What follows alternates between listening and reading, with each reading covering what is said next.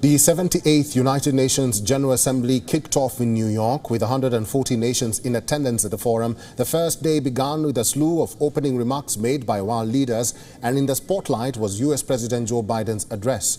Biden commented on a myriad of things plaguing the world right now, from global conflicts to world poverty and concerns over climate crises. But what caught everyone's attention was the expansion of permanent members in the United Nations Security Council, a move long sought after by many countries, including India.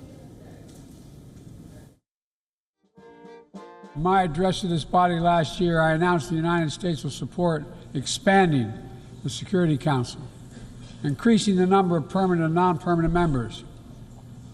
The United States has undertaken serious consultation with many member states and will continue to do our part to push more reform efforts forward, look for points of common ground, and make progress in the year ahead.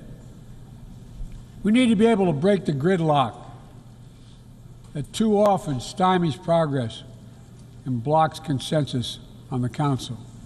We need more voices, more perspectives at the table. Biden also left no stone unturned to lash out at Russia as he addressed Ukraine's invasion. As Ukrainian President Volodymyr Zelensky looked on, the US President called for countries to amp up their support for Kyiv in this quote-unquote illegal war. Feel confident that Russia alone bears responsibility for this war.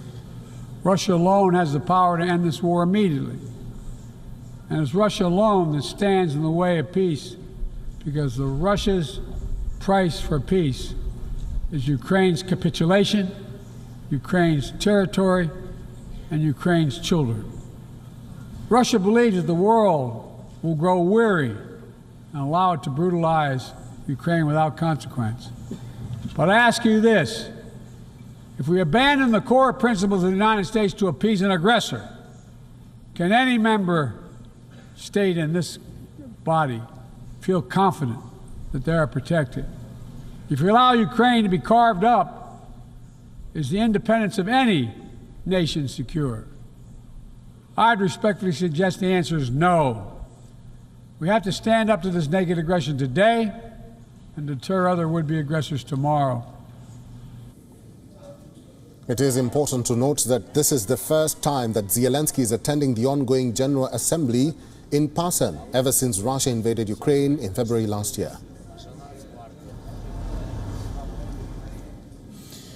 And to give us more updates from the United Nations headquarters, our correspondent Susan Teherani is now joining us live from New York. Susan Teherani, good to see you again.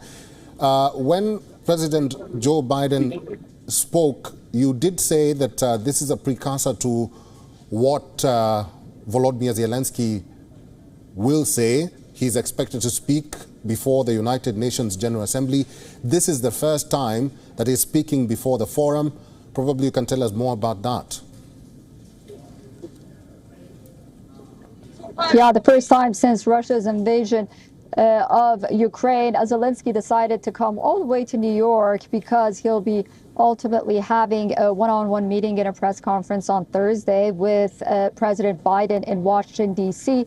But beforehand, it was important for him to come and talk to the international community. While there is really a consensus that Russia's aggression against Ukraine is something that should be ultimately stopped and halted, how to reach that resolution is the question. For example, Ukraine and the United States want all Russian troops out of Ukraine, even out of Crimea. There are many that believe that that may not be feasible, and perhaps some kind of negotiated settlement would probably bring this war to an end.